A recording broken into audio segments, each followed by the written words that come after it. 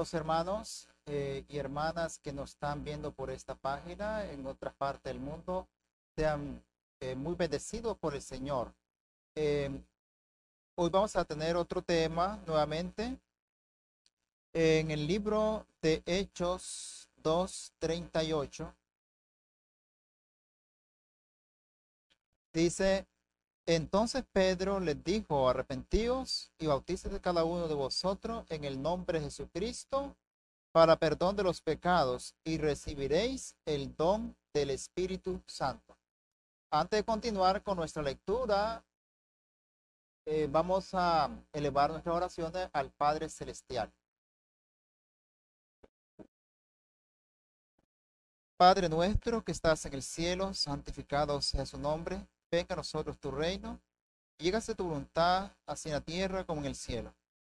Padre bendito, te damos gracias nuevamente por el don de la vida, el aire que respiramos, los alimentos que comemos y el agua que ingerimos. Todas esas bendiciones han sido gracias a ti y el amor de nuestro Señor Jesucristo. Pido, Señor, que al poder estudiar tu palabra, tú nos abras el entendimiento para que comprendamos la anchura y la profundidad de tu amor. En el nombre de Jesús. Amén.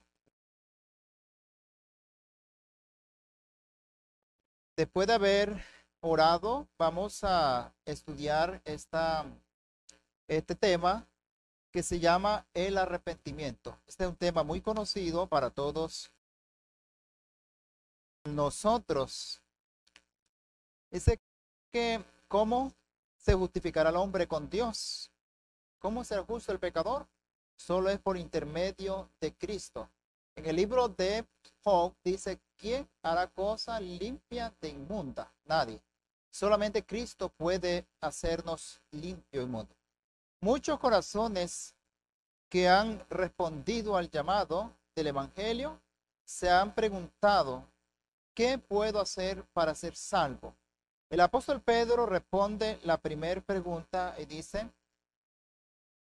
entonces Pedro les dijo, arrepentíos y bautícese cada uno de vosotros en el nombre de Jesucristo para perdón de los pecados y recibiréis el don del Espíritu Santo. Y en otra ocasión les dijo en Hechos 3:19, así que arrepentíos y convertíos para que sean borrados vuestros pecados. El arrepentimiento comprende tristeza por el pecado y abandono el mismo. No renunciaremos hasta que no miremos la extraordinaria gravedad del pecado. Muchas personas se entristecen por haber pecado, pero solo ven los resultados del pecado, no al pecado mismo. No lo aborrecen de todo corazón. Como en el caso de Balaam, cuando iba a maldecir a Israel, le salió el ángel y él, cuando tuvo temor de perder la vida, él se arrepintió, pero continuó con su designio, con sus pensamientos. También Judas, cuando vio que había entregado a su maestro, entonces él dijo, entregado sangre inocente. Y también Faraón, cuando dice que las plagas caían sobre Egipto, él se sentía triste y se humillaba delante de Dios. Entonces oraba a Moisés, que le pedía a Moisés que orara a Dios para que quitara esas plagas, pero al quitarse las plagas volvía a desafiar a Dios. Entonces ese no es el arrepentimiento del cual la Biblia habla. El arrepentimiento es, dice, aquella tristeza que uno siente por haber pecado contra Dios. El apóstol Pablo dice que de ese arrepentimiento nosotros no necesitamos arrepentir. O sea, es una contrición que el Espíritu Santo produce en nosotros. Dice que el Espíritu Santo nos convence de pecado, de justicia y de juicio. Entonces, cuando hemos sido convencidos de pecado, entonces nosotros nos arrepentimos humildemente delante de Dios y confesamos ese pecado. En el libro de Mateo, capítulo 3, Juan hace un llamado, Juan el Bautista hizo un llamado al arrepentimiento. Dice, en aquellos días vino Juan el Bautista predicando en el desierto de Judea y diciendo, arrepentíos, porque el reino de los cielos se ha acercado. El mensaje de Juan era un mensaje preciosísimo. Llamaba al arrepentimiento a la gente. Su palabra era un reproche directo. Entonces decía: arrepentidos publicanos, arrepentidos pecadores, arrepentidos fariseos y saduceos. Pero el mensaje de Juan venía una esperanza. Dice: porque el reino de los cielos se ha acercado. Juan hizo ese llamado para que todo aquello que quisieran recibir al Señor debían dar los pasos primero al arrepentimiento. En el verso 8 también dice: haced pues frutos dignos de arrepentimiento. Si nosotros no hemos cambiado nuestra vida, entonces quiere decir que no nos hemos arrepentido. Entonces el arrepentimiento es un cambio de nuestra vida y eso genera una reforma. Pero si no ha habido cambio, entonces eso no se llama arrepentimiento. En Mateo 4:17, nuestro Señor Jesucristo también habló sobre el arrepentimiento, diciendo: desde entonces comenzó Jesús a predicar y a decir: arrepentíos, porque el reino de los cielos se ha acercado. Cristo también hizo ese llamado al arrepentimiento a la gente. Entonces encontramos algunos ejemplos en la Sagrada Escritura acerca del arrepentimiento genuino. Dice que Pedro, el Señor le había dicho: antes que cante el gallo me habrás negado. Entonces, cuando vio que una mano sacrílega golpeó el rostro de Cristo, entonces el Salvador dirige su mirada a Pedro y Pedro recuerda las palabras de aquella noche que Jesús le había dicho. Y resultó que se fue llorando amargamente. Entonces él sintió los reproches de su conciencia. Había pecado contra el Señor, pero había también confesado su pecado, había implorado que el Señor lo perdonara y el Señor lo aceptó. Hay un ejemplo muy bonito que habla específicamente sobre ese tema del arrepentimiento y eso lo encontramos en el Salmo 32, que dice: bienaventurado aquel cuya transgresión ha sido perdonada y cubierto su pecado.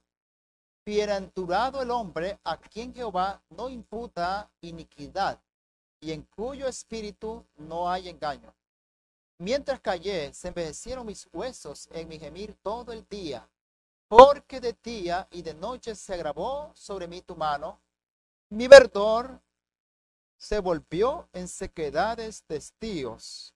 Mi pecado te declaré y no encubrí mi iniquidad. Dije: confesaré mis transgresiones a Jehová, y tú perdonaste la maldad de mi pecado. Por esto orará a ti todo santo en el tiempo de poder hallarte. Ciertamente en la inundación de muchas aguas no llegarán esta a él. Tú eres mi refugio, me guardarás de la angustia, con cántico de liberación me rodearás, y te haré entender y te enseñaré el camino en que debes andar. Sobre ti fijaré mis ojos. No seas como el caballo o como el mulo sin entendimiento, cuya boca ha de ser sujetada con cabestro y con freno, para que no lleguen a ti. Aquí hay un comentario sobre ese tema que dice: David fue perdonado de sus transgresiones porque humilló su corazón ante Dios con arrepentimiento y contrición de alma, y creyó que se cumpliría la promesa del perdón de Dios. David había pecado contra Dios, había cometido adulterio y había mandado asesinar a Urías. Cuando llega el profeta Natán, le dice: tú eres aquel hombre. David reconoció su pecado y le dijo: verdaderamente he pecado contra Jehová. Entonces, y después David hizo los frutos dignos de su arrepentimiento. Dice que humilló su corazón ante Dios con arrepentimiento y contrición de alma y creyó que se cumpliría la promesa de Dios. Confesó su pecado, se arrepintió y se convirtió. En arrobamiento de la seguridad del perdón, exclamó: bienaventurado aquel cuya transgresión ha sido perdonada y cubierto su pecado. Bienaventurado el hombre a quien Jehová no culpa iniquidad y en cuyo espíritu no hay engaño. Entonces el hombre, cuando está en paz con Dios, se reconcilia con él, dice que es bienaventurado aquel a quien Dios ha perdonado su pecado y ha cubierto su pecado. Entonces Cristo, Dios Padre, nos perdona a través de su Hijo. Cuando nosotros creemos en Él, cuando confesamos ese pecado y creemos que su gracia es suficiente y que nos puede limpiar de todo pecado. Entonces David, él había sentido también los reproches de su conciencia, pero no estaba endurecido. Porque dice: mientras callé, se envejecieron mis huesos en mi gemir todo el día. Había sido de acuerdo al corazón de Dios, pero cuando pecó, ya no tuvo ese corazón de acuerdo al corazón de Dios, porque se había manchado, se había contaminado y había caído de la gracia, hasta que él renovó su pacto con Dios. Entonces, aquí dice: porque de día y de noche se agravó sobre mí tu mano, mi verdor se convirtió en sequedades de verano. Entonces David se sentía muy triste, muy solo, se sentía como un desierto, como los desiertos, que no se ven árboles, todo se ve bien opaco, bien triste. Entonces la vida de David estaba así, se sentía como un verano, como sequedad de verano. Entonces ya no estaba en aquel verdor de su santidad. Por esto dice que él dijo que iba a confesar su pecado y Dios iba a perdonar su pecado. Vamos a ver. En el verso 5 del capítulo 32 dice: mi pecado te declaré y no encubrí mi iniquidad. ¿Qué dice Salomón? El que encubre su pecado no prosperará, mas el que lo confiesa y lo abandona alcanzará misericordia. David alcanzó misericordia. ¿Por qué? Porque se arrepintió y confesó su pecado, y Dios, que es grande en misericordia, lo perdonó de todos sus errores, ¿va? Entonces dice, se recibe la bendición gracias al perdón. Se recibe el perdón por la fe en que el pecado que se ha confesado y del cual uno se ha arrepentido, la carga aquel que lleva todos los pecados. Así fluyen de Cristo todas nuestras bendiciones, su muerte, su sacrificio expiatorio por nuestros pecados. Él es el gran intermediario por medio de quien recibimos la misericordia y el favor de Dios. Es sin duda el originador y el autor, así como el consumador de nuestra fe. En el Salmos 51 también dice el Señor, dijo David, perdón, en el Salmo 51, dice que después que entró a Betsabé, vino a él Natán, el profeta. Ten piedad de mí, decía David, oh Dios, conforme a tu misericordia, conforme a la multitud de tus piedades, borra mis rebeliones. Lávame más y más de mi maldad y límpiame de mi pecado. Dice: el pecado es pecado, ya sea que lo cometa el que ocupa un trono o el más humilde. Entonces, aunque David era el rey de Israel, lo que él había hecho era un pecado. Delante de Dios es pecado, sea el pobre, sea el rico, sea el más encumbrado, el más poderoso, siempre es pecado. Entonces, pecado, dice la Escritura, que es transgresión de la ley de Dios. Dice que por medio de la ley nosotros conocemos el pecado. Todavía había cometido una infracción a esa ley santa. Dice también: vendrá el día cuando todos los que han cometido pecado lo confesarán, aunque sea demasiado tarde para que reciban perdón. Ahorita, mientras hay tiempo de gracia, mientras Cristo está intercediendo delante del Padre, nosotros podemos encontrar perdón, pero no hay que postergar para el futuro, porque en el futuro muchos van a confesar su pecado, pero no van a recibir. Dios espera mucho tiempo para que el pecador se arrepienta. Manifiesta una tolerancia admirable, pero a la larga llamará a cuenta al transgresor de su ley. El hombre es culpable cuando perjudica a su prójimo, pero su culpa principal está en el pecado que haya cometido contra el Señor y la mala influencia de su ejemplo sobre otros. David con frecuencia triunfó en Dios y sin embargo se detuvo mucho en su propia indignidad y pecaminosidad. No tenía dormida ni muerta la conciencia. Mi pecado, clamó, está siempre delante de mí. No se hizo la alusión de que el pecado era algo con lo cual él no tenía nada que ver y que no le concernía. Cuando vio la profundidad del engaño en su corazón, se gustó profundamente consigo mismo y oró para que Dios lo guardara mediante su poder de los pecados, la presunción y lo limpiara de errores secretos. Es peligroso que cerremos los ojos y endurezcamos la conciencia al punto que no veamos ni comprendamos nuestros pecados. Necesitamos apreciar la instrucción que hemos recibido acerca del carácter odioso del pecado, a fin de que nos arrepintamos de nuestras transgresiones y las confesemos. Entonces, cuando David pecó, ¿qué decía el Señor? Ten piedad de mí, oh Dios, conforme a tu misericordia, conforme a la multitud de tus piedades, borra mis rebeliones. Entonces, David no solamente pedía que Dios lo perdonara, sino que pedía que Dios borrara sus transgresiones, que pusiera un corazón nuevo. Eso lo vamos a ir viendo ahí. Entonces David pidió, lávame más y más de mi maldad y límpiame de mi pecado, porque yo reconozco mis rebeliones y mi pecado está siempre delante de mí. Contra ti solo he pecado y he hecho lo malo delante de tus ojos, para que sea reconocido justo en tu palabra y tenido por puro en tu juicio. Entonces David reconoció su pecado, porque él dice, yo reconozco mis rebeliones. Mi pecado está siempre ante mí. Comúnmente nosotros tratamos de disculpar lo que pasa. Que si no hubiera sido por ciertas circunstancias, nunca hubiéramos hecho esto o aquello. Como nuestros antepasados, Adán y Eva, que cuando pecaron, entonces Adán culpó a la mujer y la mujer culpó a la serpiente. Ninguno de los dos quiso reconocer de que era culpa de ellos. Pero David no disculpó su pecado, sino que él dijo, reconozco mis rebeliones y mi pecado está siempre ante mí.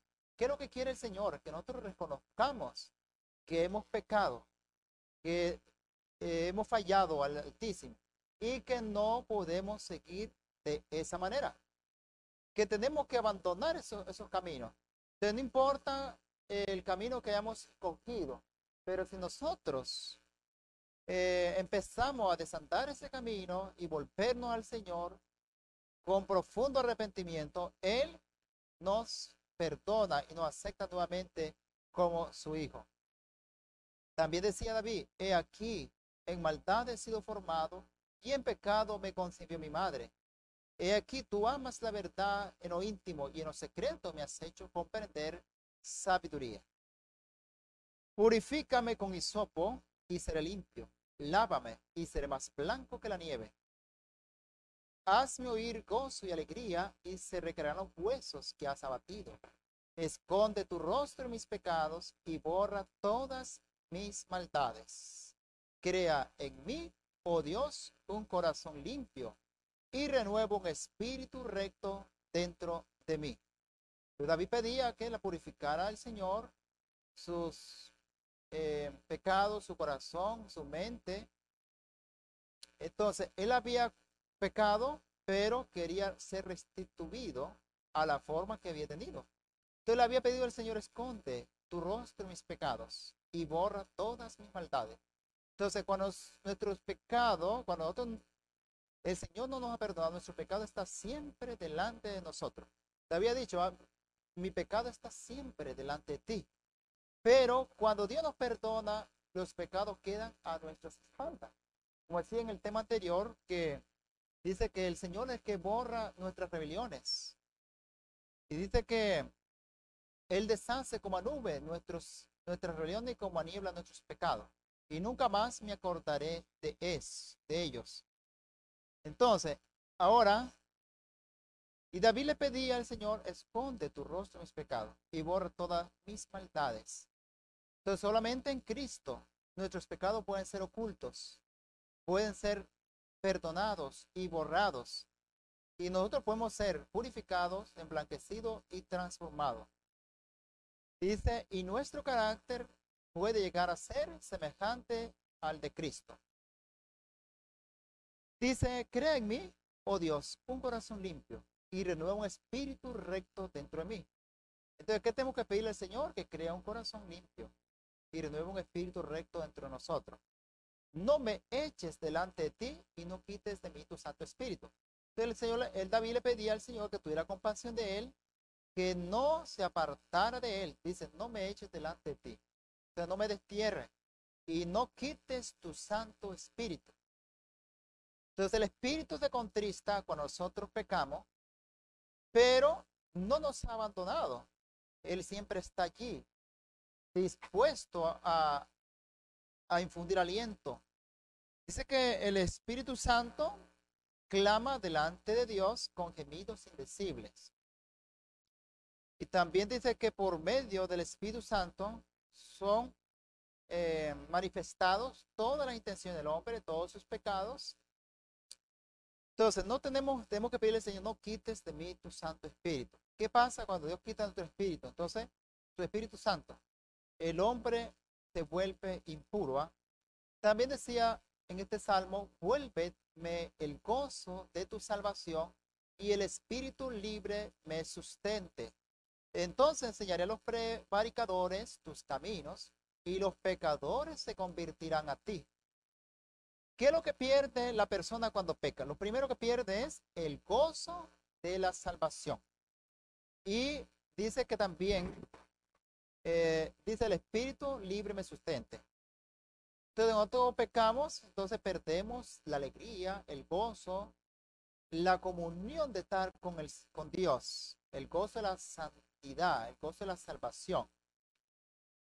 Entonces, también dice, entonces enseñaré a los prevaricadores tus caminos y los pecadores convierten a ti. Entonces, esto es bonito. Cuando nosotros nos estamos completamente arrepentidos y Dios nos ha perdonado, ¿qué hacemos? Hablar a otros del gozo que tenemos. No nos quedamos callados, sino que compartimos lo que el Señor ha hecho con nosotros. Dice que el Evangelio es poder de Dios para salvación. Entonces, cuando el corazón ha sido vaciado de todos esos pecados, todo el orgullo, todo el egoísmo, etcétera, entonces el Señor lo llena con su espíritu. Entonces, y nos da su espíritu para que nosotros también podamos dar. Entonces, compartimos el conocimiento del Evangelio a aquellas personas. Y deseamos nosotros de que la gente también forme parte de la alegría de nosotros. Les voy a contar una experiencia que tuve en Guatemala. En una tarde, cuando el sol caía, era un viernes. Y decía yo, pasaba por un parque, pero ya se ocultaba, estaba cerca de ocultar del sol el día viernes. Entonces digo yo, le digo a un señor, ¿cuánto eh, me, eh, me cobraría por lustrarme los zapatos? Entonces me dice 3 quetzales. Me dice, ¿no me cobraría 2? Es que en el mercado me cobran 2. Me dice, váyase para allá. Entonces, pero me puse a dar cuenta, digo yo, de aquí que llegues, me va a hacer muy tarde, no me va a dar tiempo a lustrar. Entonces, le dije que me lustrara. Pero él me dice, si no le quedan los zapatos como a usted le gusta, entonces no me paga. Entonces yo analicé que estaba ebrio y entonces empecé a predicarle. Y él empezó a excusarse que todo mundo comete errores, que todos pecamos. Pero yo no me detuve, sino que le seguí predicando hablándole con seriedad del evangelio, de la palabra de Dios, pidiéndole va que renunciara a su vida y que se entregara al Señor. ¿Y qué sucedió? Cuando terminó, me dice, hermano, yo quiero que ore usted por mí, porque desde las 2 de la tarde yo escucho una voz que me dice, hoy vendrán a visitarte. Y yo creo que es usted. Entonces, oré por él, me fui y allá como a los 2 meses pasé por allí. Él me había prometido que no iba a volver. Había sido un cristiano, pero se había desviado. Entonces él me dijo, ahora ando bebiendo licor, ¿va? Pero le prometo es en el nombre del Señor que no volveré a beber. Entonces cuando volví, le pregunté, ¿ha vuelto a beber? No, mes. Ahora visito la iglesia. Entonces esa es la obra que el Espíritu Santo hace en la persona. Casos difíciles, pero el Espíritu Santo nunca ha perdido un caso. Él siempre sale triunfante cuando la persona lo permite. Cuando nosotros le permitimos que Él obre en nosotros, Él puede hacernos que reconozcamos nuestros errores, nuestra falta y lo volvamos. Muchas personas juegan con su pecado, siguen pecando y pecando y pecando y piensan que nunca vendrá a juicio. Dice que en el libro de Génesis 6 dice, no contenderá mi espíritu con el hombre para siempre. Entonces el Espíritu Santo está suplicando que la persona se entregue al Señor, Él lo llama al arrepentimiento, lo convence de pecado, de justicia y de juicio. Pero si la persona resiste su voz día tras día, entonces se va endureciendo y llegará el tiempo en que Él lo abandone para siempre.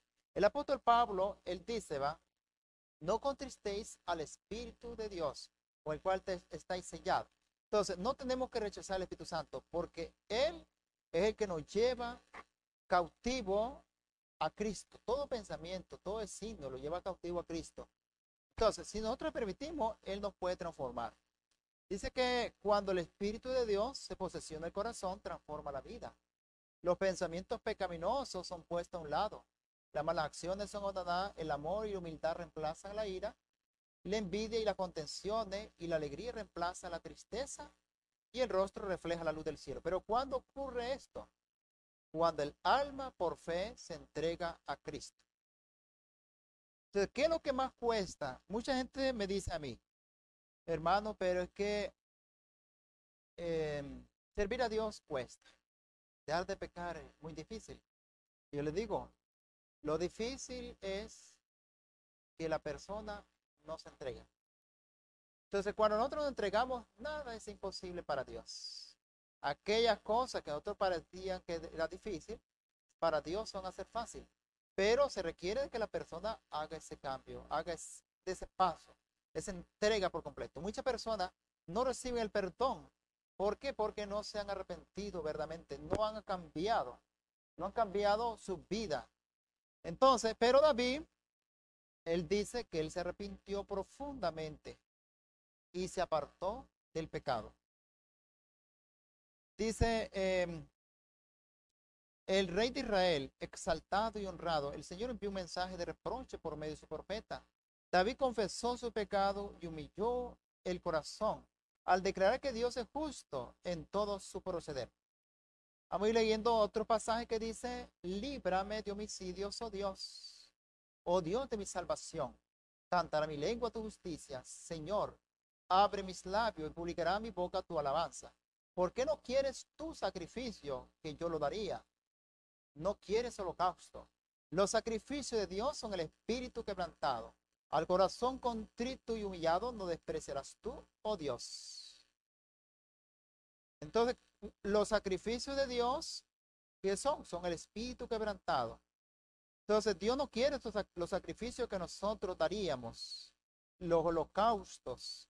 Dice que los sacrificios que Dios le agrada son un corazón contrito y humillado, un corazón que está afligido por haber pecado contra Dios. Entonces, el profeta Isaías también dice, hay un pasaje en Isaías 57, vamos a ver si es ese. Sí, 57:15.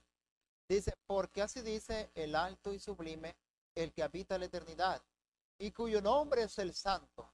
Yo habito en la altura y la santidad y con el quebrantado y humilde de espíritu, para hacer vivir el espíritu de los humildes y para edificar el corazón de los quebrantados. Entonces, ¿dónde habita Dios? Dice, en la altura y la santidad y con el corazón y con el quebrantado de espíritu y humilde de espíritu. Entonces, a Dios le agrada la humildad. Dice que el que se humilla será enaltecido y el que se ensalza será humillado. En la parábola de los que fueron a orar, dice que uno decía, Señor, sé propicio a mi pecador. Y dice que no era digno, dice, de alzar sus ojos al cielo. Pero el otro se jactaba, decía, te doy gracias porque no soy con los otros hombres, etcétera. Entonces, pero aquel publicano que era despreciado por los hombres, ¿qué sucedió? Se fue gozoso, fue justificado. El Señor lo escuchó su oración porque salía de un corazón arrepentido y contrito.